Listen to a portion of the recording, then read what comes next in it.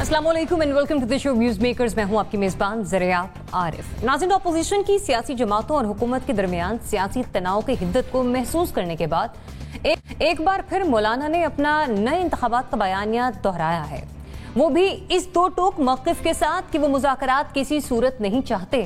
अब मुल्क के मुआशी हालात, दाखिली सिक्योरिटी की सूरत हाल और दीगर अवामिल इस बात की इजाज़त हमें देते हैं कि पाकिस्तान में नए इंतखाबात होने चाहिए।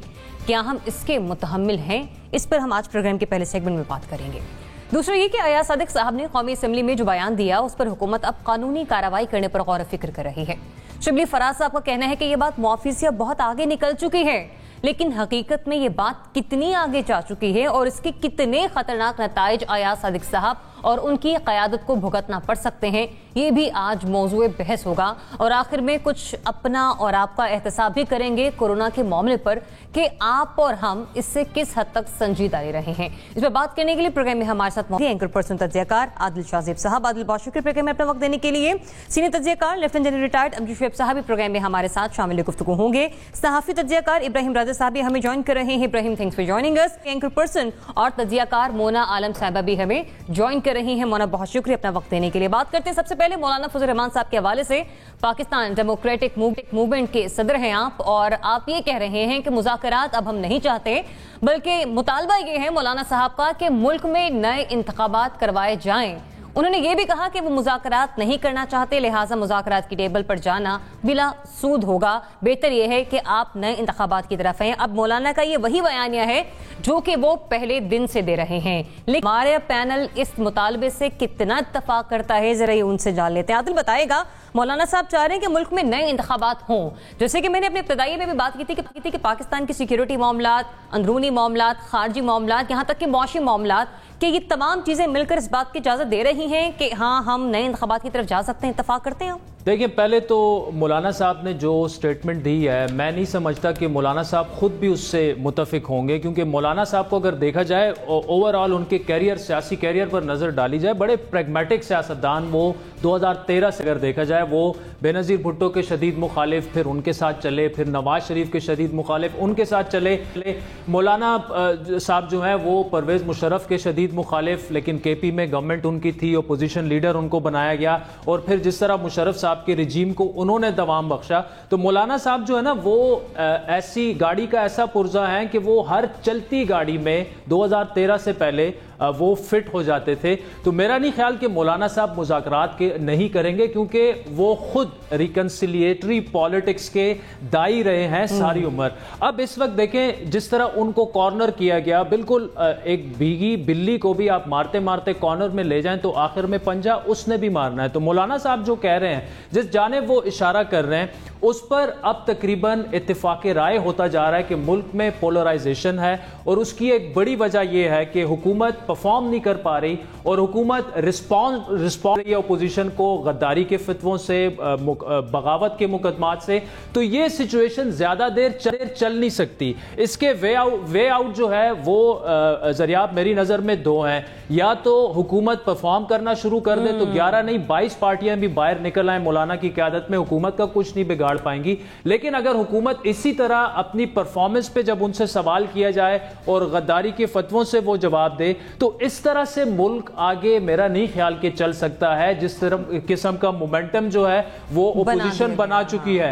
तो 3 to 6 months down the line, और इस वक्त देखें जब आप शाहिद खाकान अब्बासी से बात करें, वो एक डायलॉग की बात करते हैं, नेशनल डायलॉग की बात करते हैं। मौलाना साहब भी तकरीबन उसी जानिब इशारा कर रहे हैं, और वो कह रहे हैं कि हुकूमत, तो हम शुरू दिन से कह रहे हैं कि हुकूमत कठपुतली है, उनके हाथ में कुछ नहीं है, हमारे गिले शिकवे भी एस्टेब्लिशमेंट से हैं, हमने डायलॉग भी एस्टेब्लिशमेंट से ही करना है और फैसला भी एस्टेब्लिशमेंट नहीं है। तो मेरे ख्याल में इस वक्त सबसे अहम चीज ये है, इंतखाबात को बाद थोड़ा सा पीछे पसे पोछ डाल के मौजूदा पोलराइजेशन को खत्म करने के लिए जल्द अज जल्द डायलॉग जो है वो जरूरी है, और अपोजिशन की तरफ हाथ बढ़ाना जरूरी है। मतलब मौलाना साहब के इस बयान से आप इत्तेफाक नहीं करें, लेकिन आपका पॉइंट एक ये भी है कि इनडायरेक्टली मौलाना साहब चाह रहे हैं कि अब बात डायलॉग की तरफ आए। मोना, क्या सिचुएशन देख रहे हैं आप आने वाले दिनों में? मुज़ाकरात होने चाहिए या नहीं होने चाहिए? जैसे कि मौलाना साहब कह रहे हैं कि नहीं, हम मुज़ाकरात पर आमादा नहीं हैं। ذرا آپ دیکھیں نئے انتخابات کے تو بالکل میں تو ایٹ لیسٹ متحمل میں نہیں سمجھتی کہ اس وقت ملک ہو سکتا ہے، کیونکہ اگر واقعی سب سے بڑا مسئلہ جو ہم لوگ جو نیوٹرل لوگ ہیں ہم تمام فیل کر رہے ہیں یا سینس کر رہے ہیں، مہنگائی کا مسئلہ ہے، معیشت کا مسئلہ، گورننس کے ایشوز وغیرہ وغیرہ، ایسے سارے حالات میں، اور جب وہ بھی اس میں ایک اور چیز جو اس کو آگمنٹ کرتی ہے سچویشن کو، وہ یہ ہے کہ دہشت گردی کی ایک طرح سے افسوس کے ساتھ پڑتا ہے کہ لہر دوبارہ سے ہمیں محسوس ہوتی ہے کہ واقعات ہو رہے ہیں اور پے در پے ہو رہے ہیں، جو تھریٹ الرٹ آتا ہے وہ سچ ثابت ہوتا ہے، بہت افسوس کی بات ہے یہ۔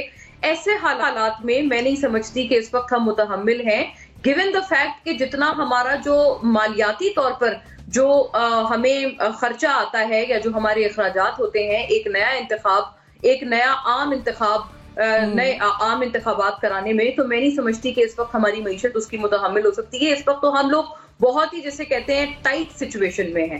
اس ٹائٹ سچویشن میں میں بالکل ایک تو اکنامکلی امپاسبل ہے کہ آپ نئے انتخابات کرائیں اور اس لیول کے ایکسپینڈیچرز اس پوائنٹ ان ٹائم پر کریں۔ ایک تو یہ بات ہوگی، دہشت گردی کی بھی لہر جس طرح سے لوٹ کر آ رہی ہے، اگر جلسے آپ بہت ایک عام فہم سی بات ہے کہ اگر جلسے کرنے میں بھی اتنی رکاوٹیں آ رہی ہیں، اتنی مشکلات درپیش ہیں کہ جہاں پر بھی جلسہ ہونا ہوتا ہے وہاں پہ ایک تھریٹ الرٹ آتا ہے، افسوس کے ساتھ وہ سچ بھی ثابت ہوتا ہے، تو اگر عام انتخابات پورے ملک بھر میں ہو گئے تو پھر آپ سوچیں کہ اس کا کیا عالم ہوگا اور ہم لوگ کیسے اس سچویشن کو کنٹین کر پائیں گے سیکیورٹی کے پیراڈائم میں بھی۔ تو یہ بھی ایک بہت بڑا خدشہ ہے۔ مولانا صاحب بلکہ خود اس بات کے بہت بڑے ایڈوکیٹ رہے ہیں۔ آپ کو یاد ہوگا جب حال ہی کی بات کر لیتے ہیں، زیادہ پیچھے نہیں جاتے، جب عمران خان صاحب کا دھرنا تھا تو وہ یہی بات کرتے تھے کہ امپاسبل، یہ نئے انتخابات آپ سسٹم کو، ڈیموکریسی کو، جمہوریت کو ڈیریل نہیں کر سکتے کیونکہ یہ کسی ایک پارٹی کا سوال نہیں ہوتے، یہ اصل میں ایک سسٹم کا سوال ہے، اس سسٹم کو ہمیں چلنے دینا چاہیے۔ خیر، ہیونگ سیڈ دیٹ، سسٹم کو اگر آپ نے مولانا صاحب کی سمجھتے ہیں کہ ان کو اس وقت نئے انتخابات کے علاوہ اور کوئی چارہ نہیں ہے، تو پوری یہ 11 جماعتیں، آپ کو پتہ ہے ان کی کس طرح کی پارلیمان میں اسٹرینتھ ہے، ان کے کیا نمبرز ہیں، ایک بالکل پریمپٹیو سی بات ہے کہ اگر یہ تمام استعفیٰ دے دیتے ہیں تو پھر تو اتنے سارے بائی الیکشنز تو نہیں ہو پائیں گے نا، یہ تو ایک پھر جمہوری طور پہ ہم ایک بہت فکس میں آ جائیں گے، پھر تو ہم لوگ ظاہر رہ گیا سلیکشن کمیشن کو کوئی نہ کوئی ایسا فیصلہ لینا ہی پڑے گا۔ تو یہ تو چیز ویسے ہے انہی کے ہاتھ میں۔ جہاں تک مذاکرات کی بات ہے، میں اس سے بھی اختلاف ایک یہ کرتی ہوں کہ وہ اگر کہہ رہے ہیں کہ وہ مذاکرات نہیں کرنا چاہتے ہیں، مجھے تو لگ رہا ہے کہ وہ بار بار پکار رہے ہیں، پوری اپوزیشن بار بار پکار رہی ہے کہ آئیں مذاکرات کریں، خدا کے لیے مذاکرات کریں، اور وہ گورنمنٹ کو نہیں پکار رہے ہیں، وہ اسٹیبلشمنٹ کو ہی بیسکلی پکار رہے ہیں۔ جب وہ اس قسم کی باتیں کرتے ہیں تو وہ انہی کو بلا رہے ہیں کہ آئیں ہم سے پوچھیں کہ ہمیں کیا پرابلم ہے۔ صحیح۔ واقعی جنید صاحب کی ڈھکے مولانا صاحب کی پکار ہے کہ آئیں بیٹھے مل کر بات کرتے ہیں، یا وہ واقعی چاہ رہے ہیں کہ نہیں اب ہم لوگ نئے الیکشن کی طرف جائیں جیسے کہ وہ ڈے 1 سے چاہ رہے ہیں؟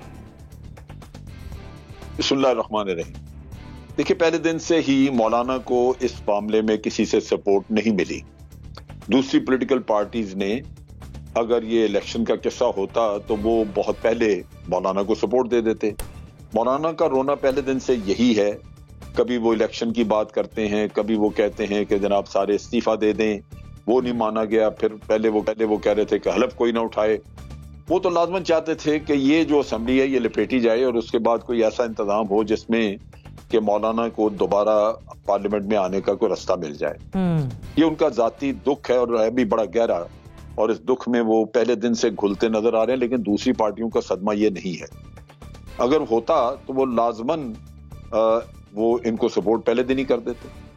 ابھی بھی پولیٹیکل پارٹیز نے جتنی ایجیٹیشن کی ہے اس میں یہ کہیں بھی نہیں کہا گیا کہ الیکشن دوبارہ کرائیں، اور یہ بھی نہیں ہوا کہ پہلے دن ہی آپ حکومت گرا کے الیکشن کروا لیں کہ جناب استعفے دے دیں تو حکومت گر جائے اور الیکشن آپ خود بخود آپ کو مجبوراً کرنے پڑ جائیں۔ تو مولانا اس معاملے میں، اس مطالبے میں ہیں اکیلے۔ اب جو دوسری پارٹیاں مذاکرات وغیرہ کی بات کرتی ہیں تو اس میں جو پرابلم نظر آتی ہے وہ یہی ہے کہ اگر آپ نے مذاکرات کرنے اور ایجنڈا درمیان میں آئے گا کرپشن کے کیسز ختم کرنے کا، تو آپ جائیں گے کدھر؟ وہ تو عمران خان کا 1 پوائنٹ ایجنڈا تھا کہ جی ہم نے کرپشن ختم کرنی ہے، وہ ہوتی ہے یا نہیں ہوتی، لیکن اگر کسی سے معاہدہ کر لے گا اس معاملے میں تو بات ختم ہو جائے گی۔ دوسری طرف ہے ان کی پرفارمنس کا قصہ، تو اپوزیشن اس پہ کوئی خاص بات نہیں کرتی، صرف سلیکٹڈ نااہل۔ اس میں مجھے بتائیے کہ کون سی ایسی چیز نظر آتی ہے؟ اگر دن میں آپ 1000 دفعہ یہ کہتے ہیں سلیکٹڈ اور نااہل، تو آپ کیا عوام کے مسائل سامنے لے کے آ رہے ہیں کہ کیا مسائل ہیں؟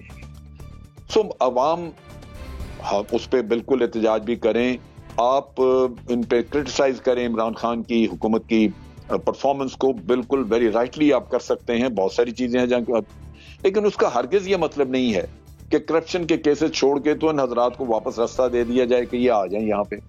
اگر میں ووٹر ہوں عمران خان کا، میں نے ووٹ دیا تھا، تو میرا تو یہی ووٹ دینے کی وجہ تھی، اور اگر اس سے یہ پھرتے ہیں تو مجھے تو اس حکومت سے کوئی ہمدردی نہیں رہے گی۔ اصل قصہ یہ ہے کہ اپوزیشن کو سب سے پہلی تکلیف تو یہی ہے کہ کرپشن کے کیسز ہیں جن کی وجہ سے ان کو مسئلہ ہے، اس پہ وہ داؤ پہ لگا کے بیٹھے ہوئے ہیں نیشنل سیکیورٹی کو، اور نیشنل سیکیورٹی کے ایشو پہ آ کے اب ان کو ذلت کا سامنا ہے، کیونکہ ایاز صادق والے بیانیے کے بعد بہت شدید قسم کا رد عمل آیا ہے پبلک کی طرف سے، اور ایاز صادق میرا نہیں خیال کہ آسانی سے باہر نکل کے منہ دکھانے کے قابل رہ گئے ہیں، ان کو کہیں بہت عرصے کے لیے چھپ چھپا کے رہنا ہوگا۔ تو ان حالات میں مذاکرات جو ہیں وہ یہی ہوگا کہ ریلیف آپ دے دیں ہمیں۔ تو میرا خیال ہے کہ ہم ایک ایسی سچویشن میں ہیں جہاں ایک ہی حل ہے، اور وہ یہ ہے کہ گورنمنٹ اپنی پرفارمنس امپروو کرے، وہ توجہ دے، اور مطالبہ یہی سب کا ہونا چاہیے کہ آپ توجہ دیں عام آدمی کے مسائل کی طرف، اور اگر یہ چیز امپروو کرتی ہے تو باقی سارا شور شرابہ ہے وہ پھر ختم ہو جائے گا۔ ٹھیک ہے، اینکر پرسن درجے کر امیر عباس صاحب ہمیں جوائن کر چکے ہیں۔ امیر بہت شکریہ اپنا وقت دینے کے لیے۔ امیر، اب تک ڈیبیٹ یہاں تک پہنچی ہے، کہنے کو تو مولانا صاحب مطالبہ انتخابات کی بات کر رہے ہیں، لیکن ڈھکے چھپے الفاظ میں بیسیکلی وہ انتخابات نہیں مذاکرات چاہ رہے ہیں۔ اب چونکہ وہ انتخابات کی بات خود کر رہے ہیں تو ہمارا سوال بھی ذرا اسی پر بیس کر رہا ہے۔ یہ بتائیے، آپ اگری کرتے ہیں کہ اگر وہ کہہ رہے ہیں کہ انتخابات کی طرف ہمیں جانا چاہیے، پاکستان اس طرح اس ماحول میں یہ نئے انتخابات افورڈ کر سکتا ہے؟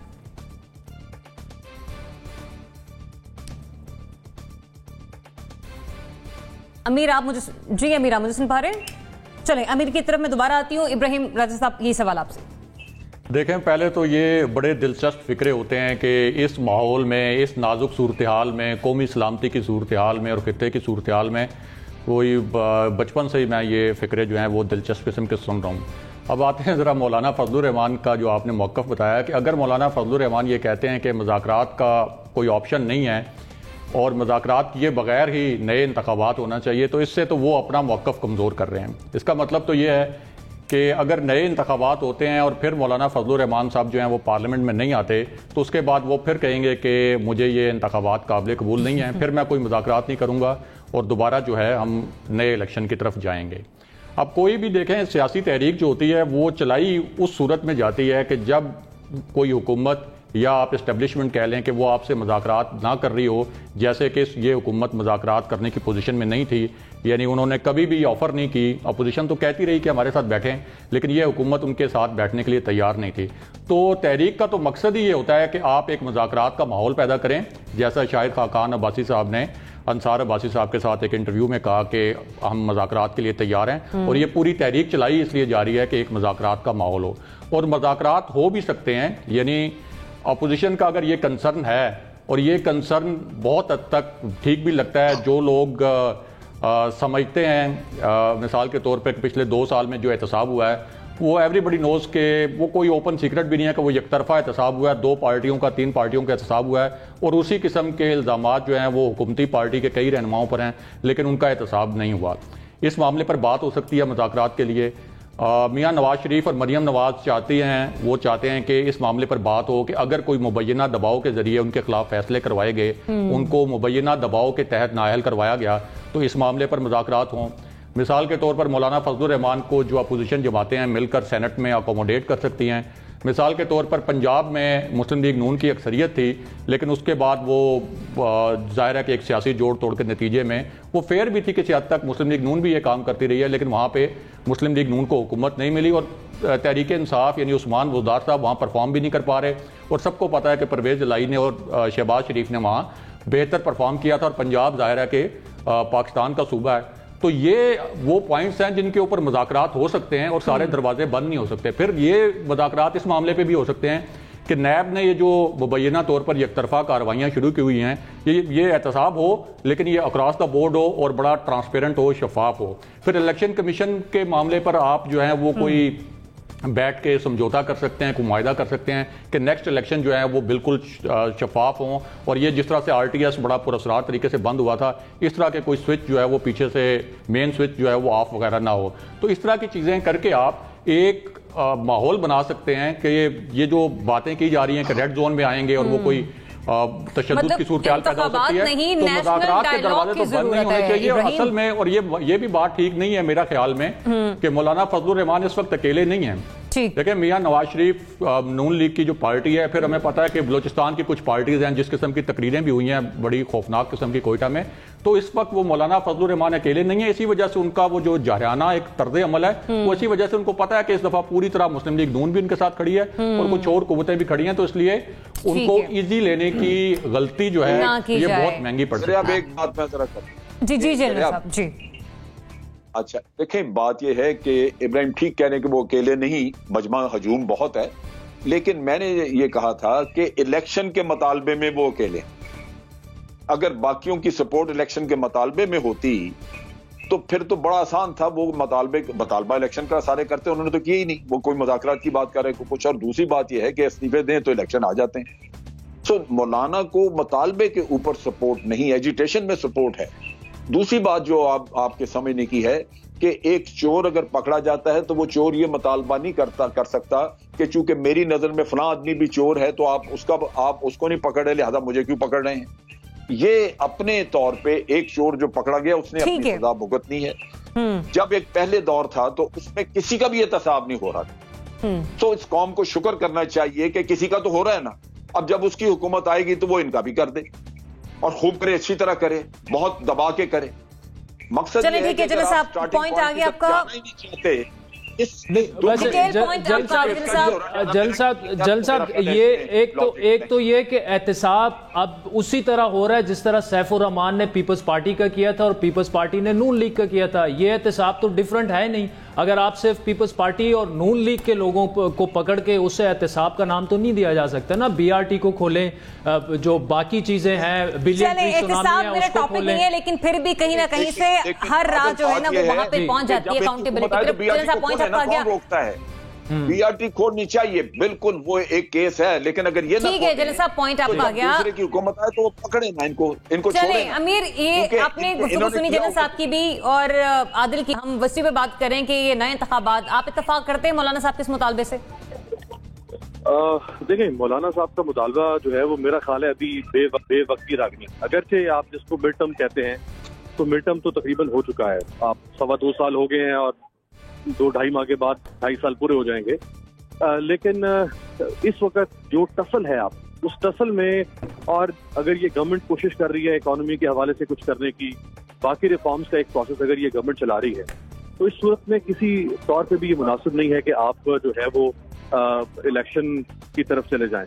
اچھا اب اگر فور ایک لمحے کے لیے ہم مان لیتے ہیں کہ جی الیکشن ہو گیا اور الیکشن بڑا صاف شفاف ہو گیا, اور اس الیکشن میں اگر دوبارہ سے عمران خان کی پارٹی جیت جاتی ہے تو پھر یہ کیا کریں گے؟ کیا یہ پھر شروع ہو جائیں گے کہ کسی سلیکٹر نے عمران خان کو جتوا دیا؟ یعنی کیا یہ کہنا چاہتے ہیں کہ جب ہم جیتیں گے تو صرف اسی صورت میں اصل الیکشن ہوگا اور شفاف الیکشن ہوگا, لیکن جب عمران خان جیتے گا تب دھاندلی ہوگی؟ اب یہ کیسے آپ ڈٹرمن کر سکتے ہیں؟ ہمارے پاس ایسا کون سا پیرامیٹر ہے, کون سا ایسا سروے ہے کہ جو یہ کہتا ہو کہ ہاں 2018 کے الیکشن سے پہلے نون لیگ, پیپلز پارٹی اور مولانا فضل الرحمان کے علاوہ کوئی پارٹی شرائط کر ہی نہیں سکتی؟ 100% ان کی حکومت یقینی تھی. کوئی ایک سروے مجھے بتا دے 2018 سے پہلے کا, کچھ نہیں تھا ایسا. لہٰذا یہ بہت بے چینی جو ان کی ہے یہ مسائل کو بگاڑ کی طرف لے کر جا رہی ہے. جو ایک طرف یہ الیکشن کا مطالبہ جو ہے, دوسری طرف آپ بیانات کی جو ان کی جنگ آپس میں جاری ہے حکومت کی طرف سے بھی اور اپوزیشن کی طرف سے بھی. پھر بیچ میں انہوں نے فوج کے ساتھ جو ایک بھرم تھا, دیکھیں فوج, عدلیہ اور پارلیمنٹ اور عوام, ان کے درمیان ایک بہت باریک سا لمزی سا پردہ ہوتا ہے. وہ پردوں کی کچھ تہیں ہوتی ہیں, اگر آپ آہستہ آہستہ ایک ایک طے کر کے چاک کرتے رہے, پردے چاک کرتے رہے, تو وہ جو بھرم ہے بیچ میں سے وہ ختم ہو جائے گا.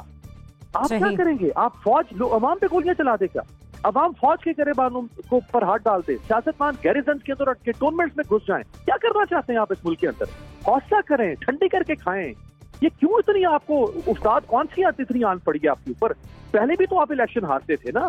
2013 کے الیکشن پیپلز پارٹی ہاری نہیں اور حکومت نواز شریف کی تھی, تو آپ نے سکون صبر سے کام کیا نا. جب عمران خان باہر نکلا تھا तो जरदारी साहब और उनकी पार्टी कौमी असेंबली में बैठ के कहती थी पार्लियामेंट में आके बात करो, सड़कों पे क्यों निकल आए हो, लॉन्ग मार्च क्यों कर रहे हो, जलसी क्यों कर रहे हो।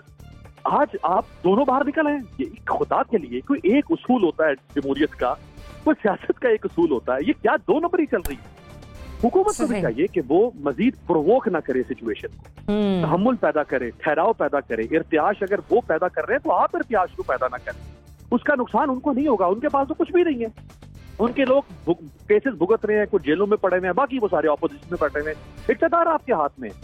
अगर मसला खराब होगा तो इक़्तिदार इमरान खान से छूटेगा, वो फिर बाद में किसी को मिलेगा या नहीं मिलेगा वो एक अलग बहस है, एक अलग डिबेट है। बिल्कुल हुकूमत को चाहिए कि वो तहम्मुल का मुजाहरा करे और ऐसा माहौल साजगार बनाए कि को एग्जिस्टेंस हो सके। सही, हुकूमत को चाहिए कि वो थोड़ी फ्लेक्सिबिलिटी शो करे, कुछ तहम्मुल का मुजाहरा करे, जबकि दीगर जो अपोजिशन सियासी जमातें हैं वो जरा कुछ वक्त के लिए अपने अंदर हौसला पैदा करें, क्योंकि अभी हमारे एक्सपर्ट ये समझते हैं कि सूरत हाल ऐसी नहीं है कि मुल्क जो है वो नए इंतखाबात है। बहरहाल एक ये ऑप्शन जरूर है, जैसे कि बाकी सीनियर सियासतदान भी कह रहे हैं कि अब एक नेशनल डायलॉग होना बहुत जरूरी है। आगे बढ़ते बात करते हैं कि हुकूमत की जानिब से मुस्लिम लीग नून के रहनुमा अयाज सादिक साहब के खिलाफ कार्रवाई का इंदिया दिया गया है। वफाकी वज़ीर इत्तलात शिबली फराज साहब कहते हैं कि लीगी रहनुमा की कही हुई बात मुआफ़ी से अब आगे निकल चुकी है, अब कानून अपना रास्ता बना लेगा, जिम्मेदारों के खिलाफ कार्रवाई जरूर होगी। लिहाजा जिस कार्रवाई का इंदिया अयाज सादिक साहब के खिलाफ दिया है हुकूमत की जानिब से, क्या इस मामले को मजीद आगे बढ़ाना चाहिए हुकूमत की जानिब से, या फिर जिस तरह से हम पहले बात करें कि सियासी माहौल तो ऑलरेडी खासा कशीदा दिखाई दे रहा है। मीर आप की तरफ सबसे पहले आऊंगी, बताइएगा जिस किस्म के बयानात दिए गए अयाज सादिक साहब की तरफ से, खैर उन्होंने बाद में ये भी कहा कि मेरे बयान को बड़ा तोड़ मरोड़ कर इंडियन मीडिया ने पेश किया है कि जो कुछ भी हो रहा है अब इसके खिलाफ कोई कानूनी चाराजोई भी होनी चाहिए। देखिए, एक तो ये माजर के साथ इतनी बोधी किस्म की दलील है कि मेरे बयान को तोड़ मरोड़ कर पेश किया है, क्यों झूठ बोल रहे हैं कौन से। आपने एक बयान दिया है गलत, आप उस पर कायम रहे। अगर आपको लगता है कि आपने गलत दिया है तो आपके अंदर हौसला होना चाहिए, वो जो ख्वाजा आसिफ साहब ने कहा था कि कोई शर्म होती है, कोई हया होती है, कोई एथिक्स होते हैं, कोई ग्रेस होती है। आप ग्रेस का मुजाहरा करते, हो जाती है गलती, सियासतदानों की जुबान फिसल जाती है, हमसे भी गलती हो जाती है बतौर एंकर, तो आप कौम के सामने कहते हैं मैं माजरत खाऊं, ये जुमला मुझसे गलत बोला गया। आप कह रहे हैं कि आपके बयान को इंडियन मीडिया तोड़ मरोड़ कर पेश करा। क्या इंडियन मीडिया ने कहा? इंडियन मीडिया ने कहा कि अयाज सादिक ने कहा कि आर्मी चीफ के जो है वो पैर कांप रहे थे, क्या नहीं कहा आपने? इंडियन मीडिया ने कहा कि उनके माथे पर पसीना आया हुआ था, क्या आपने नहीं कहा? अब आपने जो विजाती बयान जारी कर दिया, आपने कहा कि जी ये तो मैंने इमरान खान के बारे में बात, जबकि बयान में आप ये फरमा रहे हैं असेंबली के फ्लोर के ऊपर कि इमरान खान तो मौजूद ही नहीं थे, वो तो आए नहीं, तो इमरान खान का आपको किसने बता दिया कि उसके पैर जो है वो घर बैठे कांप रहे थे? खुदा के लिए क्यों इस किस्म की, आप अपना कद देखें। अच्छा, मैं मुस्लिम लीग नून में से जो चंद इंतहाई संजीदा, इंतहाई आप समझ लें मतानत वाले और जो बहुत काबिल कदर शख्सियात हैं, उनमें से एक अयाज सादिक साहब थे, और ये खुद कस्टोडियन रह चुके हुए इसी असेंबली के स्पीकर थे। कम से कम आपको तो ये पता होना चाहिए कि स्पीकर के असेंबली के फ्लोर पे खड़े होकर गुफ्तगू कैसे करनी है। जब आप कुर्सी पर बैठ के कस्टोडियन के तौर पे असेंबली को चलाते थे तो उस वक्त इस किस्म की गुफ्तगू होती थी, तो आपका एज ए रेगुलेटर क्या किरदार होता था? आज आप खुद वो बात कर रहे हैं। और केस देखें, एक तो इनका केस अभी मेरे पास कुछ देर पहले ही वो मैंने एफआईआर देखी है, एक लाहौर के अंदर भी इनके खिलाफ एफआईआर की दरख्वास्त आ चुकी है सिविल जी, और एक जो है वो इस्लामाबाद में है। इसमें जाहिर बात है, इसमें अगर तो इन्होंने एक ऑफ कैमरा ब्रीफिंग थी जिसमें शाह महमूद कुरैशी और आर्मी चीफ ने आके ब्रीफ किया, तो आप ऑफ कैमरा ब्रीफिंग को अगर ला के यूं डिस्कस कर रहे हैं तो मुमकिन है इसके ऊपर जो है वो कोई इनकी बात हो सकती हो। और इसके अलावा इन्होंने, आप ये देखें ना, हमारा जो 1.5 साल का बयानिया था जरिया, वो क्या बयानिया था दुनिया के सामने कि हम आपसे बदला लेने की इस्तात रखते हैं, हम अगर चाहें तो हम अपने प्रिजनर ऑफ वॉर को अभिनंदन को यहाँ पे ट्रायल कर सकते हैं, लेकिन हम आप पर एहसान कर रहे हैं कि हाँ, और हम इस जंग को या इस टेंशन को खत्म करना चाहते हैं, लिहाजा हमारा हाथ आपके ऊपर है, हम आपको आपका प्रिजनर ऑफ वॉर आपका। अच्छा अमीर, आपने अपनी गुफ्तगू में कहा चूंकि ये ऑफ कैमरा कॉन्वर्सेशन थी ना, अगर ऐसा ही था तो फिर कानूनी चाराजोई हुकूमत को जाना चाहिए इस मामले को आगे लेकर? जी बिल्कुल जाना चाहिए। देखिए, अगर वो सिर्फ यहाँ तक रह जाते ना आर्मी के बारे में या शाह महमूद कुरैशी के बारे में जो उन्होंने बात की तो शायद खैर थी, लेकिन जो उन्होंने ये कह दिया ना कि हमने तो हमारे पर तो जंग मुसल्लत होने वाली थी, यानी आप ये कह रहे हैं कि हम तो मर गए थे, अगर हम 9 बजे तक ना देते, हम इतने बिल्कुल फारिग और इतने हमारी फौज भी मर गई थी, कौम भी मर गई थी, हुकूमत भी मर गई थी, और हम तो इतने फटू हो गए थे कि हमें तो जाके उनके हाथों में देना पड़ा कि भाई ले जाओ, हम पे जंग ना मुसल्लत करो। ठीक है, कैसा बयान जिसे पूरी बहादुरी के बयान कौम को हजीमत का सामना करना पड़ रहा है अक़वाम आलम में, तो डेफिनेटली इस पर कार्रवाई होनी चाहिए as per your comments. Mona, आप क्या कहती हैं, इस मामले को मजीद आगे बढ़ाना चाहिए? अच्छा, इसमें तो ज़रियात कोई शक नहीं कि जो उन्होंने बात की है ना वो सियाक व सबाक से हटकर इंडियन मीडिया ने पेश की है। हम जितना मर्जी कह लें कि वो बड़ा एक हिस्टेरिकल किस्म का मीडिया है, लेकिन इस पर्टिकुलर कॉन्टेक्स्ट में ऐसी कोई चीज नहीं हुई। उन्होंने वाकई वही सब कहा है जो हमारे तमाम के कानों ने सुना है।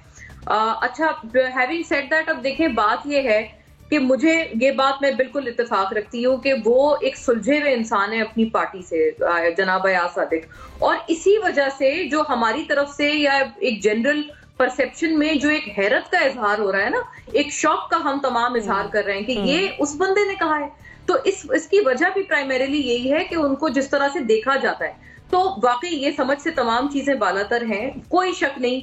हर तरह से इस बयान की मजम्मत है।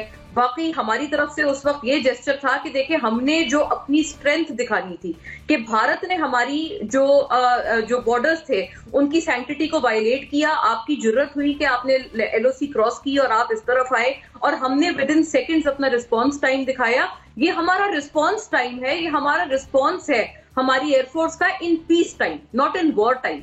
तो ये दरअसल हमारी अलर्टनेस को और हमारी पाक अफवाज की पूरी जो हमारी जितनी भी हमारी तमाम तीनों जो अफवाज जो हमारी आर्म्ड फोर्सेज हैं उनकी एजिलिटी को ये चीज दिखाती है। तो ये तो बहुत बड़ा फख्र है, इसमें तो पूरी दुनिया अब हमें सराह रही थी। हमने अपनी स्ट्रेंथ दिखा दी अभिनंदन को कैप्चर करके, फिर हमने स्ट्रेंथ दिखा के एक मैग्नेनिमिटी का, एक बड़े दिल का मुजाहिरा किया कि जी चलेंगे, हमने कैप्चर किया, हमने दिखा दिया कि हम आपके साथ क्या कर सकते हैं, लेकिन चलें इसको वापस ले लें क्योंकि हम डी एस्केलेशन चाहते हैं। ये तो बात अपनी जगह मौजूद थी ना, लेकिन ये वाली बातें करना कि जी टांगे कांप रही थी, ख्वाह उन्होंने आर्मी चीफ के बारे में कहा, शाह महमूद साहब के बारे में कहा, इमरान खान के बारे में कहा, ये मैं समझने से मैं बिल्कुल इस पजल में नहीं जाना चाहती कि वो क्या कह रहे थे और क्या उन्होंने कह दिया।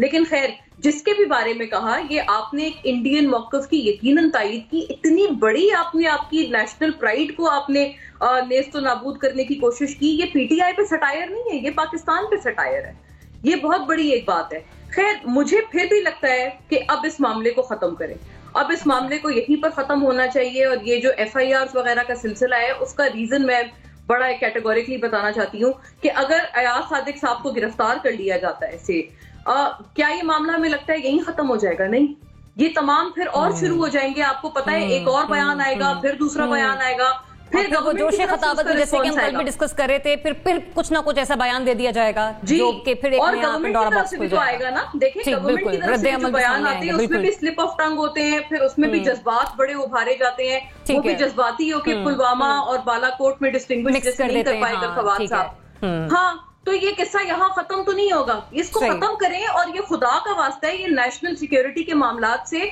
ये ऑपोजिशन और गवर्नमेंट को चाहिए कि अपनी डिबेट को बाहर निकाले, कोई संजीदा मसाइल पे बात करें, कोई अवाम के मसाइल पे बात करें, कि कोई बातें होती हैं करने वाली। आदिल शहज़ेब साहब, गल वध गई है ते इस दफा चंद साहब ने तो नहीं कहा, शिबली फराज साहब कह रहे हैं। शिबली फराज साहब तो छोड़े, मैं ज़्यादा उस पर बोला तो वो फिर बड़े आजकल नाराज़ भी हो जाते हैं और गुस्से में भी बड़े जल्दी आ जाते हैं। बात यह है कि नेशनल सिक्योरिटी के जो मामलात हैं उस हद तक बात नहीं पहुंचनी चाहिए थी, खुसूसन जब इन कैमरा ब्रीफिंग हो, हसास मामलात हों।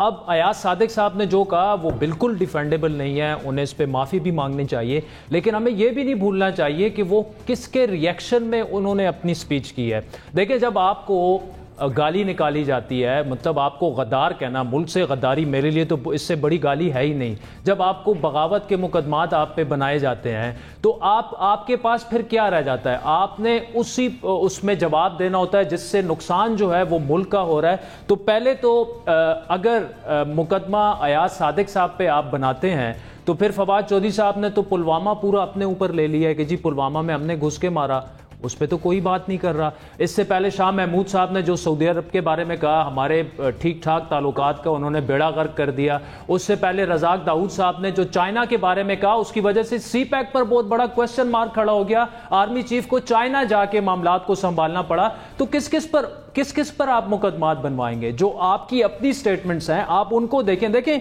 ये मामला चल फिर के फिर लोग कहते हैं कि यार मेरे बारे में कि यार ये चल फिर के फिर उधर आ जाता है, खान साहब पे तनकीद शुरू कर देता है। देखें ये हम इस वक्त ये जो पोलराइजेशन की सिचुएशन है या जो नेशनल सिक्योरिटी के मामलात के साथ जो खिलवाड़ हो रहा है वो क्यों हो रहा है, उसकी एक बड़ी बेसिक वजह है कि आपकी हुकूमत परफॉर्म नहीं कर पा रही, उनसे हुकूमत चल नहीं पा रही, उनसे गवर्नेंस हो नहीं रही। उनका सिर्फ उनको हल इस चीज़ में नज़र आता है कि एस्टैब्लिशमेंट और अपोजिशन की जो लड़ाई है उसको मजीद गरमाएं और इनको गद्दार भी करें, इन पर पर्चे भी बनाएं। ये उनके पास सिर्फ यही जवाब है। जब तक उनकी परफॉर्मेंस ठीक नहीं होगी ओपोजिशन और एस्टैब्लिशमेंट के मामलात भी मजीद बिगड़ेंगे, ये बगावत और गद्दारी के फितवे और ये सारी चीजें जो हैं ये भी आती रहेंगी। और कल देखिए शायद खाकान ने कल बड़ी खतरनाक बात की कि ये जो नेशनल सिक्योरिटी के मामलात होते हैं ना, इसमें आपको सियासी आपका जो बयानिया नजरियात हैं वो पसे पुश डाल के एक एतमाद का रिश्ता होता है सियासी जमातों के दरमियान और एस्टैब्लिशमेंट के दरमियान। ये सब कुछ जो हो रहा है फ्लोर ऑफ द हाउस पे, इससे वो एतमाद का रिश्ता तकरीबन टूटने के करीब है। मतलब आपको कल को फिर बैठ के इन्हीं लोगों को ऑन बोर्ड लेके उससे वो बात साहब कह रहे हैं कि वही कि एतमाद का रिश्ता टूट सकता है। राना सनाना साहब कहीं पे बैठ के कहते हैं कि नहीं मैं स्टेटमेंट को एंडोर्स करता हूं। मतलब वहां पर भी कॉन्फ्लिक्ट है जमात में। नहीं वो तो देखें वो तो उनके अपने मामलात, और इसमें सबसे ज्यादा देखें ये नून लीग की पॉलिसी तो नहीं है ना, लेकिन अयाज सादिक साहब खुद ही इस चीज को ज्यादा डिफेंड कर सकते हैं। लेकिन जो नून लीग का ओवरऑल रिएक्शन आ रहा है वो उनसे एग्री नहीं है, ये उनकी पार्टी पॉलिसी या लाइन नहीं है। लेकिन मैं आपको साथ में ये कह रहा हूं कि ये मामला जो है ये यहां तक पहुंचा क्यों, उसके रूट कॉजेज में जाना होगा। अगर आपके फेडरल मिनिस्टर्स दिन में 4 फेडरल मिनिस्टर उठ के गद्दार और बगावत के ना सिर्फ अलकाबात से उन्हें नवाज रहे हैं बल्कि पर्चे तक कर रहे हैं, तो फिर उन्होंने भी चुप तो नहीं बैठना, उन्होंने भी यही करना। वो भी गलत कर रहे हैं, ये भी गलत कर रहे हैं। लेकिन ये नहीं कि मैं ये कहूं कि जी हुकूमत की भी जिम्मेदारी, ये हुकूमत ही की जिम्मेदारी है, हुकूमत ही की जिम्मेदारी है। रिकंसिलिएशन की तरफ हुकूमत ने चीजों को लेके जाना है। अपनी खराब परफॉर्मेंस को इस चीजों पर मजीद ओवरलैप करके नहीं ठीक किया जा सकता। जनरल साहब आदिल फरमा रहे हैं कि सिर्फ ऑपोजिशन ही इसके जिम्मेदार नहीं है, हुकूमत का भी इसमें उतना ही किरदार है। तो बताइएगा फिर मामले को मजीद आगे बढ़ाना चाहिए? जरा अब बात यह है कि चूंकि किसी के खिलाफ कभी कोई एक्शन हुआ नहीं, लिहाजा अनगार्डेड किस्म के बयानात अक्सर सियासतदान देते रहते हैं। और ये इतना बड़ा अलमिया है कि हर कोई अपनी तरफ से, जैसे भी आदिल बात कर रहे हैं, फवाद चौधरी की, किसी की, बहुत सारे लोग और इससे पहले भी, और ये मेरा ख्याल है रोकने के लिए शायद कोई कार्रवाई की जरूरत पड़े और करना ही चाहिए ताकि किसी के मुंह को लगाम तो हो। लेकिन जो अयाज सादिक का बयान है इसका आप फवाद चौधरी या किसी और से नहीं मवाजना कर सकते, इसका मवाजना आप डॉन लीग से कर सकते हैं, क्योंकि वो भी एक इन कैमरा ब्रीफिंग थी या इन कैमरा एक आपकी मीटिंग थी जिसके मंदरजात बाहर लाके तो इस तरह पब्लिक में छोड़े गए, और वो भी झूठ की बुनियाद पे, और ये भी झूठ मन घड़त कहानी, लेकिन इन कैमरा मीटिंग के निकल के उसके मंदरजात के बारे में बात की गई। इसका एक तो जो आदिल बात कर रहा था कि एतमाद खत्म, एतमाद एक तो ये है कि सोच बड़े जोर से, ये बड़े आप कह लीजिए कि सीरियसली सोचा जा रहा है कि क्या इन हजरात को आइंदा को इन कैमरा ब्रीफिंग देनी चाहिए या नहीं देनी चाहिए, क्योंकि ये तो अपने हल्फ के खिलाफ बात करते हैं। एक इन कैमरा मीटिंग में आपने दस्तखत किए होते हैं ऑफिशियल सीक्रेट एक्ट के ऊपर कि यहाँ की कोई बात मैं इधर उधर नहीं करूंगा, लेकिन आप बाहर निकल के कर रहे हैं। तो अयाज सादिक साहब ने तो एक और तरह का जुर्म किया है जो डॉन लीग से मेरे नुक्ता निगाह से मिलता है। दूसरी बात यह है कि उनके हाथ में नोट्स थे जिनसे पढ़ के वो बात कर रहे थे। ये यूं नहीं लगता कि स्लिप ऑफ टंग आपने ऐसे कह दिया, ये एक पार्टी लाइन आप कह लीजिए या नवाज शरीफ वाली लाइन कह लीजिए, जो वहां से एस्टेब्लिशमेंट को लगातार वो तार करते हैं, ये उससे मिलता जुलता या उससे कोई लिंक इसका नजर आता है। तो इसकी तहकीक होनी चाहिए। अब चीज ये है कि मैं इखलाकी तौर पे इन सबको समझता हूं कि ये जो इखलाकियात हैं इनकी वो बड़ी सिलेक्टिव हैं। हम सब कह रहे हैं कि ये बड़े अच्छे आदमी हैं, या सादिक साहब अच्छे आदमी हैं अपने तौर पे, उनका कॉन्डक्ट सिविल सोसाइटी में, बाहर कम्युनिटी में बहुत अच्छा है, लेकिन जहां अपनी लीडर जिसको मानते हैं उसके ऊपर वो खाइन भी है, वो झूठा भी है, उसने जाली कागजात भी जमा कराए हैं, उसको सुप्रीम कोर्ट ने ایک ڈکلیئر کیا ہے کہ وہ آرٹیکل 62 63 پر پورا نہیں اترتا. تو جب آپ سارے لوگ ایک مانے ہوئے ایسے آدمی کو جس کے اوپر اتنا کچھ موجود ہو, جس کے جھوٹ بچے بچے کی زبان پہ سمجھتا ہو, اور جس نے اتنی جرت کی ہو کہ وہ جا کے سپریم کورٹ کے سامنے جعلی کاغذات پیش کرتا ہو, عدالتیں خرید کے تو ان سے فیصلے لیتا ہو, آپ اس آدمی کو اپنا لیڈر مان رہے ہیں, تو پھر آپ کا اخلاقیات ہے کدھر ہے آپ کی غیرت اور کدھر ہے آپ کی حب الوطنی؟ پھر آپ کہیں جی ہمیں نہ کہا جائے غدار نہ کہا جائے. غدار تو آپ آپس میں خود کہتے ہیں. یہ جس نے کہا تھا مودی کا جو یار ہے غدار ہے وہ ہم نے کہا تھا. غدار تو آپ دونوں ہو سکتا سچ کہتے ہوں. میاں صاحب الزام لگاتے رہے بے نظیر کے اوپر, اس کی تصویریں پھینکواتے رہے ہیں. تو اخلاقیات سے گرے ہوئے جتنے لوگ ہیں ان سب کو آپ اپنا امام مان لیتے ہیں. ہماری نظر میں آپ بھی گرے ہوئے ہیں. تو یہ کہنا کہ بڑے اچھے آدمی ہیں, اچھے اس لیے ہیں کہ وہ اپنے معاملات اچھے چلاتے ہیں, لیکن جہاں ان کے مقاصد ہے مطلب ہے وہاں آ کے وہ امامت اس کے پیچھے کھڑے ہو جاتے ہیں, جس کو پورا آپ کی عدالتوں نے ہر کسی نے آپ کو بتایا ہوا کہ جی ایسے. تو میرا خیال ہے کہ یہاں پہ ہمارا سیاست کا جو عملہ ہے, جو سیاست کا اپنا سٹرکچر ہے, اس میں غلاظت اتنی زیادہ ہے کہ ہم جانتے ہوئے بھی کہ ہمارے لیڈر کے کام کیا ہیں, وہ ملک کے مفاد میں نہیں ہے, ہماری سیکورٹی کے خلاف ہے, اس کے باوجود ہم اپنے مفادات کے لیے اس کے غلام بن کے زندگی گزارنے کو پسند کرتے ہیں. اس لیے آپ قطعاً اچھے نہیں, اور میرا خیال ہے قانونی ایکشن ہونا چاہیے. ابراہیم, انفرادی طور پر یہ اچھائی سیکیورٹی سٹیک پر ایک کوشچن مارک بھی لگا رہی ہے, تو پھر کہاں پہ یہ سچویشن سٹینڈ کرتی ہے؟ پھر تو یہ ہم ریاست پاکستان کے شہری ہیں نا, اگر اس طرح سے بات کریں گے تو پھر معاملے کو آگے بڑھنا ہوگا. دیکھیں, یہ بات تو ٹھیک ہے کہ یہ نیشنل سیکیورٹی کا ایک میٹر تھا اور ایاز صادق نے ایک غلط بیان دیا, اور جنگ کے ماحول میں کسی بھی ملک میں جو ٹینشن ہوتی ہے اس ٹینشن کو انہوں نے بہت زیادہ مرچ مسالہ لگا کے اور بڑھا کے پیش کیا. اسی قسم کی ٹینشن ظاہر ہے کہ بھارت کے 2 طیارے گر گئے تھے, تو اسی قسم کی ٹینشن وہاں بھی ہوئی ہوگی.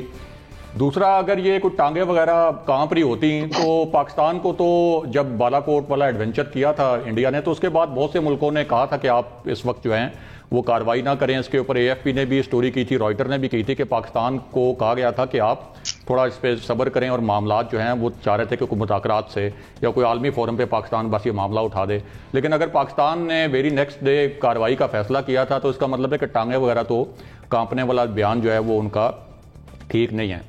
لیکن اس میں اہم بات یہ بھی ہے کہ ایاز صادق چلیں اب یہ کہہ رہے ہیں, چلیں وہ جھوٹ ہی کہہ رہے ہیں کہ جی میں نے یہ بیان جو ہے وہ شاہ محمود قریشی کی وجہ سے دیا تھا, یا ان کو منسوب کر کے دیا تھا, یا عمران خان کے لیے دیا تھا. لیکن آپ کی جو حکومت ہے وہ کہتی ہے نہیں, آپ نے یہ بیان آرمی چیف جنرل باجوہ کے متعلق دیا ہے. بار بار پورے سوشل میڈیا پہ جو حکومت کا سوشل میڈیا سیل ہے, یہ سب سے زیادہ کلپ جو ہے یہ وائرل اس سوشل میڈیا سے ہوا ہے. آج شہباز گل صاحب نے بار بار الفاظ استعمال کیے ہیں یہ ٹانگیں کانپنے والے, یعنی ایک اس کو آپ ٹون ڈاؤن کرنے کے بجائے اور ڈاؤن پلے کرنے کے بجائے آپ بار بار بڑھا رہے ہیں.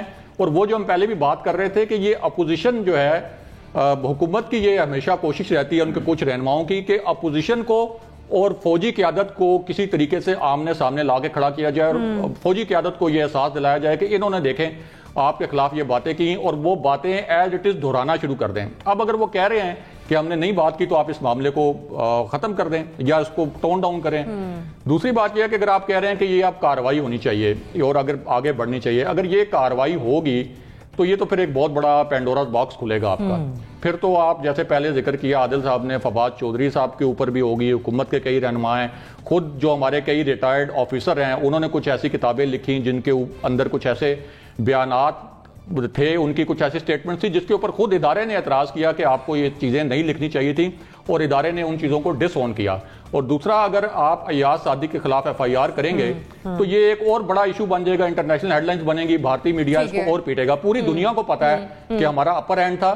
اور ایک بات اور بھی, یہ جو رائٹر کی سٹوری تھی کہ جب ہمیں یہ کہا گیا تھا, محمد بن زائد کا بھی فون آیا تھا پرائم منسٹر کو کہ یہ 3 جو ہیں وہ 6 میزائل آپ پہ مارنے کی تیاری کر کے بیٹھے ہوئے ہیں, تو ان کو یہ میسج بھی کنوے کیا گیا تھا کہ 3 ٹائمز جتنے وہ میزائل ماریں گے ہم بھی ماریں گے. تو وہ ٹینشن کا ماحول تو ہوا ہوگا, ظاہر ہے کہ کسی بھی ملٹری قیادت ہو, سول قیادت ہو, بھارت کی, پاکستان کی, لیکن انہوں نے اس کو مرچ مسالہ بنا کے پیش کیا. ایک آخری پوائنٹ, ایک بات کو یہ سوچنا چاہیے کہ اس وقت جو اداروں کے متعلق باتیں ہو رہی ہیں جو نہیں ہونی چاہیے تھی, جو تقریریں ہو رہی ہیں, یہ سارا ماحول پچھلے 2 سال میں کس وجہ سے بنا ہے. اس نقطے پر غور کرنا چاہیے کہ یہ نوبت کیوں آئی کیونکہ ہمارے یہ اداروں کے جو اوپر عہدے ہیں یہ بڑے احترام والے عہدے ہیں اور یہ ہمارے نیشنل سیکورٹی سے جڑے ہیں، لیکن یہ نوبت کیسے آئی؟ یہ پچھلے 2 سال کے حالات کا جائزہ لینا چاہیے کہ نوبت کیسے آئی ہے۔ بہتر یہ ہوگا کہ اس معاملے کو یہیں پر جائے، بریک لگا دی جائے، ورنہ اداروں میں آنے والے دنوں میں مزید انتشار پھیلے گا۔ مجھے بڑھنے ایک بریک کی طرف، اسٹے ٹیون۔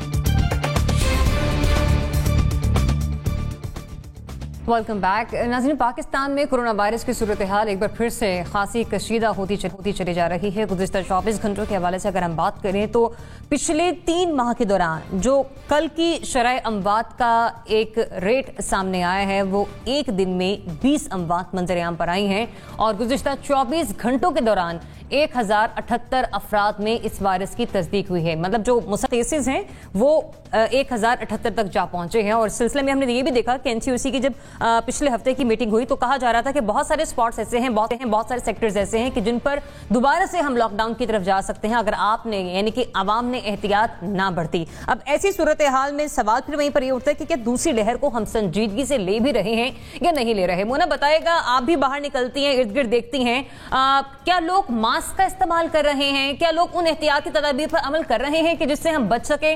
ہم اس سیکنڈ ویو کو لے رہے ہیں ذرا سنجیدگی کے ساتھ؟ نہیں زریاب، میں افسوس کے ساتھ آئی ایم شیور کہ تمام کی یہی رائے ہوگی۔ پہلی ویو میں ہم نے کافی خیر عوام کے اوپر آپ کے ہی پروگرام میں بیٹھ کے اور دیگر جگہوں پر بھی ہم نے بہت ان کے اوپر بات کی کہ جی بالکل کوئی پریکاشنز نہیں ہو رہے ہیں، عوام کا ایٹیٹیوڈ بالکل لیک لسٹر ہے وغیرہ وغیرہ، لیکن مجھے لگتا ہے تھوڑا اپریشیٹ بھی کرنا چاہیے، کیونکہ ہماری طرف آپ نے دیکھے ویسٹ میں کس طرح کے مظاہرے ہوئے ہیں کورونا SOPs کو فالو کرانے کے لیے، تو یہ اب ہم نے خود تمام نے مظاہرے دیکھے ہیں۔ مجھے نہیں لگتا کہ ہمیں اتنا ڈپریشیٹ کرنا چاہیے۔ ہمارا عوام کا کنڈکٹ اگر اس سے بہتر نہیں تھا تو اتنا برا بھی نہیں تھا، میں سمجھتی ہوں، at least in the first view, اور اچھا ایٹیٹیوڈ تھا۔ ایٹ لیسٹ آپ اگر مارکیٹس وغیرہ میں یا جنرلی آپ پبلک پلیسز کا رخ کریں تو وہاں پر ماسک ضرور پہنا ہوتا تھا۔ ابھی بھی اچھی بات ہے کہ 2 روز پہلے ایک تو سیکشن 144 بھی لاگو ہوا ہے، اور ماسک نہ پہننے پر فائن بھی آپ کو کیا جا سکتا ہے۔ سلیکٹو لاک ڈاؤن بھی کافی جگہوں پر چل رہا ہے، جو کہ پہلے لیٹس آل ایڈمٹڈ کی ایک بہت اچھی اسٹریٹجی تھی جو کہ ہمارے فیور میں جس نے کام کیا ہے کہ ہم لوگ ایک اسمارٹ لاک ڈاؤن یا سلیکٹو لاک ڈاؤن کریں۔ خیر، لیکن سیکنڈ ویو کو بالکل میں سمجھتی ہوں کہ سنجیدگی سے نہیں لیا جا رہا۔ عوام کا ایٹیٹیوڈ اس دفعہ اب مجھے ایسا لگتا ہے کہ بالکل ہی کچھ سیٹ اپ ہو گئے یا کیا ان کے ذہنوں میں ہے، لیکن اسی طرح کا تاثر ایک ان کی طرف سے مل رہا ہے کہ جیسے وہ بالکل فیڈ اپ ہو گئے ہیں کہ ایک پرانی SOPs کو اور گائیڈ لائنز کو فالو کر کے، لیکن یقین کریں کہ یہ زندگی موت کا مسئلہ ہے۔ عوام کو بھی اس چیز کا بہت مجھے لگتا ہے خیال رکھنا چاہیے کہ ہمارے پاس اس کے علاوہ اور کوئی چارہ نہیں ہے۔ if we want to save lives، اپنی جانیں بچانی ہے، اپنے گرد و نواح میں اپنے پیاروں کی جانیں بچانی ہے، تو اس کے علاوہ حل نہیں ہے۔ لیکن بالکل سنجیدگی سے اب تو کبھی بھی نہیں لیا جا رہا۔ جو اچھے کام تھے یا جو ماسک تھے جو ہم تمام کیری کرتے تھے، ادھر ادھر کی چیزوں کو ہاتھ لگانے میں ہم لوگ احتیاط کرتے تھے، سوشل ڈسٹینسنگ کا مظاہرہ کرتے تھے، وہ سب بالکل آپ سمجھے کہ it has long gone۔ ابراہیم، ہم فیڈ اپ ہو گئے اس لیے سنجیدگی سے نہیں لے رہے کہ ضرورت سے زیادہ پورا اعتماد ہو گئے کہ کورونا ہمیں کچھ نہیں کرے گا؟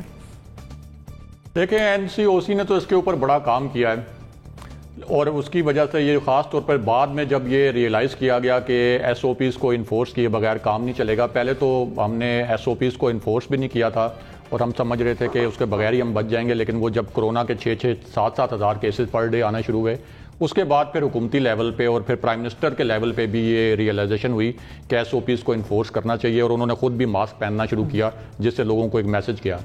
لیکن اب یہ جو سیکنڈ ویو ہے، اس میں ہم نے دیکھا ہے کہ یہ سیکنڈ ویو شروع ہونے کی وجہ یہ ہے کہ لوگوں نے بالکل ماسک وغیرہ پہننے ختم کر دیے تھے۔ آپ کے جو مالز ہیں ان کے اندر جو پہلے SOPs تھے، وہ آپ کی جو شاپس ہیں ان کے اندر SOPs تھے کہ وہ ایک مخصوص ٹائم کے اوپر کھلیں گی، اور پھر وہ ایک کیو بنتی تھی کہ 3 فٹ کا آپ فاصلہ رکھیں گے اور پھر اندر جائیں گے، اور ایک ٹائم کے اندر آپ جو ہیں یہ کسی شاپ کے اندر 15 20 یا 10 سے زیادہ لوگ نہیں کھڑے ہو سکتے۔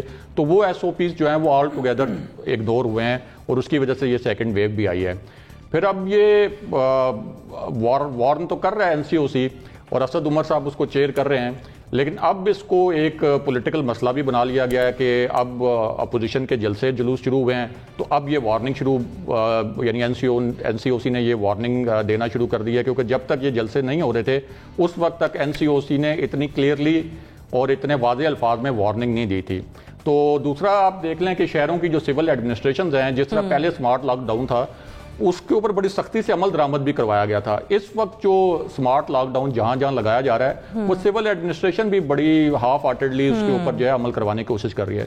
تو اوور آل تو لگ نہیں رہا کہ یہ سیکنڈ ویو کو ہم سیریس لے رہے ہیں، اور اس کا جو ہمیں کورونا کا ایک ٹرینڈ پتا ہے کہ ونٹر میں اس کا زیادہ سپریڈ ہوتا ہے، جیسے یورپ میں دوبارہ یہ پھیلا ہے. تو لگ تو رہا ہے کہ یہ پھیلے گا، اور خاص طور پہ جس طرح کے اپوزیشن کے جلسے ہو رہے ہیں تو اس کی وجہ سے زیادہ پھیل سکتا ہے. لیکن یہ صرف اپوزیشن کے جلسے نہیں ہو رہے، یہ حکومت کی بھی بڑی بڑی تقریبات ہو رہی ہیں، اور بڑے بڑے کنونشن سینٹرز میں جہاں بالکل آپ کو پتا ہے کلوز ڈور میں تو یہ کہا جاتا ہے کہ زیادہ پھیلتا ہے، لیکن کلوز ڈور آپ نے پوائنٹ ریز کیا کہ نہ تو عوام اس کو سنجیدگی سے لے رہے، نہ ہی اب سول ایڈمنسٹریشن سیکنڈ ویو خطرناک اس طرح سے امپلیمنٹ کروا پا رہی ہے. عادل، دیکھیے اب آپ کا سوال یہ ہے کہ دوسری لہر کو کیا ہم سنجیدگی سے لے رہے نہیں، تو میرا آپ سے سوال ہے کہ ہم نے پہلی لہر کو سنجیدگی سے لیا تھا؟ بالکل نہیں لیا تھا. دیکھیں نہیں دیکھیں اس طرح سے نہیں لیا تھا، اس طرح سے ایس او پیز فالو نہیں کیے تھے جس طرح سے ہونے چاہیے تھے. یہ تو ابھی تک سائنٹسٹ بھی خود حیران ہے، میڈیکل ایکسپرٹس بھی حیران ہے. اللہ تعالیٰ کی طرف سے ہم پہ فضل اور کرم ہوا، ورنہ تو حکومت کی کچھ اسٹریٹجی بھی کچھ زیادہ اچھی نہیں تھی. لاک ڈاؤن کرنے میں